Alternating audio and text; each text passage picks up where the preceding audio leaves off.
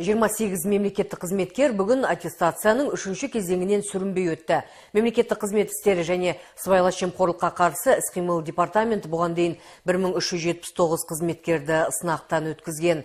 Жалпы комиссия өз жұмысын 7 ақпанда бастады. Енді аттестацияның осы кезеңінде тесттен мүдірмей өткендер комиссия мүшелерінің сұрақтарына жауап беріп, өз қызметтерін жетілдіруге қатысты ұсыныс тілектерін жеткізеді. Жалпы облыс бойынша 3245 қызметкер мемлекеттік аттестациядан өтуі тиіс. Облыс көлемінде бүгінгі күні тестілеу өтіп жатыр. Сол 1300 адам тестілеуден өтсе, олар енді болашақта тестілеу өткеннен кейін әңгімелесуге барады.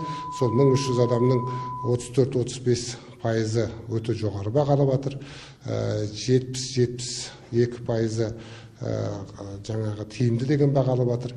33-34% жаңағы қанағаттанарлық деген бағалап жатыр. Төменгі баға алған Ақтөбе облысында мемлекеттік қызметші бүгінгі күнге жоқ.